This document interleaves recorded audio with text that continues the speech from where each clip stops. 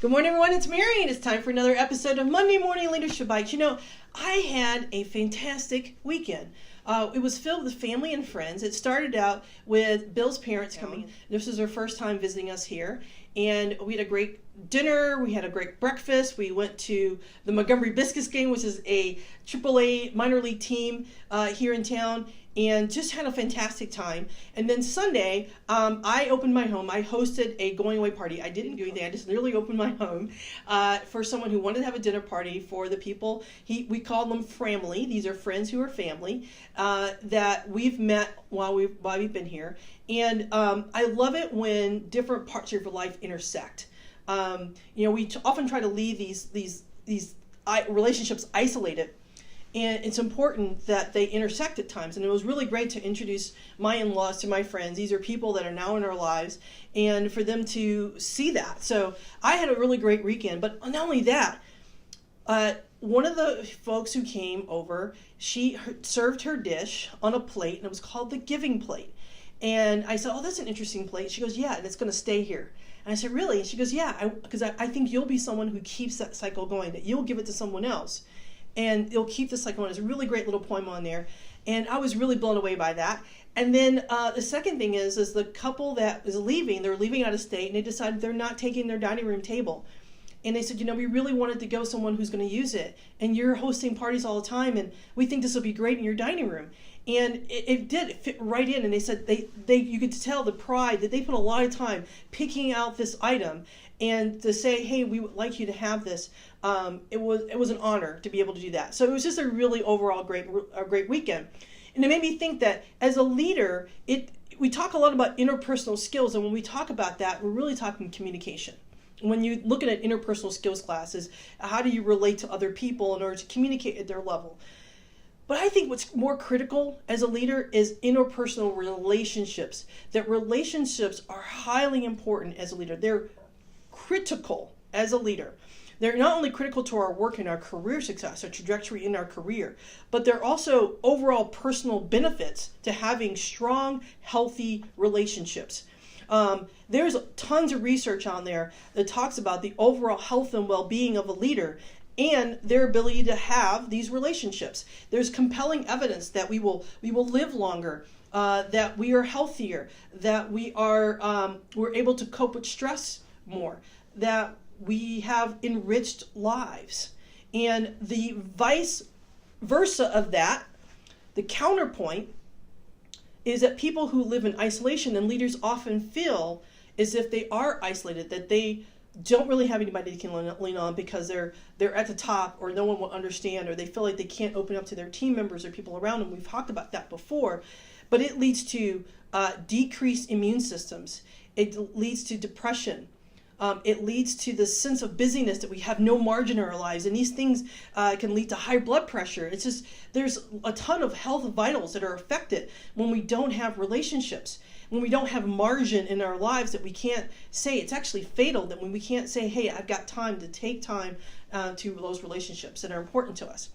So as a leader, building and maintaining relationships is got to be your top priority, if not number one.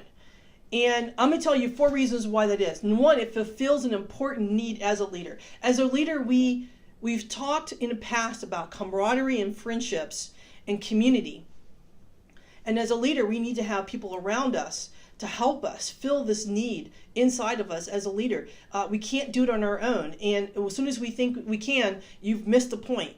And so having those strong relationships helps fulfill that need. And number 2, it provides us with our greatest joy. When we're at the end of our career, when we're at the end of our lives, we are not going to look back and say, wow, I worked 12 hours and put this report out, and with these crazy graphs into a PowerPoint with a customer. No, we're going to remember the crazy road trip we took with our coworkers, the time that you and some volunteers did some really great thing, either in your community, and it was against all odds. You didn't have the money and you didn't have the resource, but you pulled it out and you were able to do something really cool for someone or someone in your community. You're going to remember those crazy road trips you took with your kids and the things you did with your kids and your family and your parents. Those are the things you're going to remember. And so having strong relationship actually gives us our greatest joy as a leader, that we can look back and tell those stories and say, this is what it was all about. Number 3, lasting impact on others. I am always kind of blown away when someone calls me or texts me or tells me, hey, something you said, and it might have been off the cuff, and I might even not remember what it was said. And they say, hey, something you said put me on this trajectory that I was able to do something or go somewhere, or it gave me confidence or motivated me to finally go do something. And now I'm doing this. And you go, wow, really? Something I said did that? And I'm always like really happy when I can be used that way. But it's not something that's intentional on my part. But that's really cool as a leader when you have those kind of relationships and you can stop and take time and listen to someone and be vulnerable with someone. You don't realize the impact you're going to have with them later on. And then lastly, number 4 is support in difficult times. I knew of a family that lived, their neighbors, they were really close with their neighbors, really great friends. Their kids were around the same age. They moved in the neighborhood around the same time. And the people I knew, the father lost his job, and he was kind of the breadwinner of the family. And their neighbors were like, hey, we have this in-law suite, and I realize you're a family of 4. But hey, why don't you for a period of time just live in our in-law suite? So they put most of their possessions in a storage unit, and they lived basically the basement, this in-law suite for this couple, this other family. And they said, it was difficult. There were moments where the kids didn't get along. There were moments when the parents didn't get along, and they too had to feel vulnerable that they were leaning on someone else's charity, and the father had some difficult time dealing with that for a while.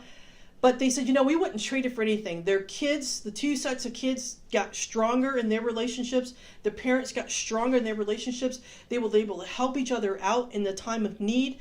And eventually, the family that moved in were able to go find a bigger and better opportunity because they had that space to sort of be able to not worry about the house and everything else. They were able to sell their house and then really just worry about them and getting them to the next level. And it's a fantastic story. I mean, it's really, really great when I hear them talk about that. So that's the 4 things that the reason why it's important to build and maintain these relationships as a leader. And I would say so far, it's not just even as a leader, but in our lives, we should have these personal relationships, regardless of whether you were a leader or you feel you're a leader or you're an up-and-coming leader or what it might be. It's just really important. So here's the challenge for this week. Number 1, I have 2 challenges. Number 1, I want you to take time to enjoy a cup of coffee with someone, whether it's at work or it's a neighbor, it's someone that you maybe you carpool with, or you with the kids or something like that. Just find someone and if you don't drink coffee, it doesn't have to be coffee. It could be tea, it could be water, it could be taking a walk, but just take 5 to 15 minutes. People pride themselves in the busyness of their schedules, and they double book, triple book, quadruple book.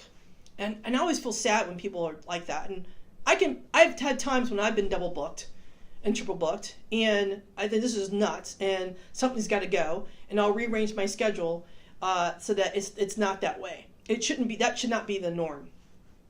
And so I want you to take the 5 to 10 minutes, find some margin, and just take time to get to know someone.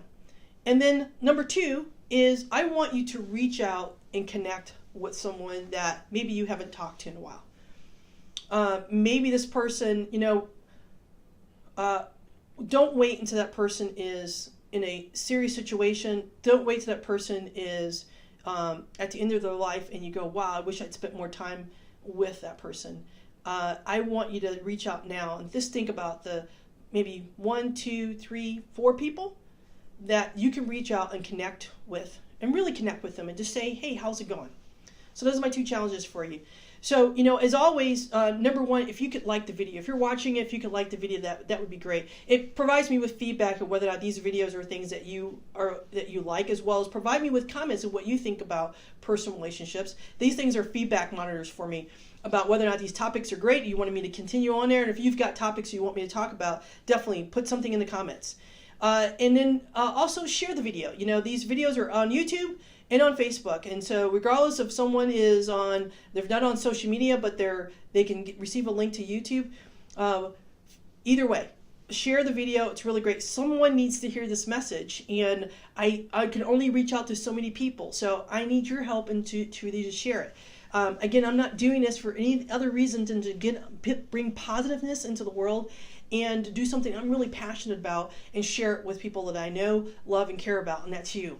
So this has been Monday Morning Leadership Bites. I hope you have a fantastic week. Have a great one.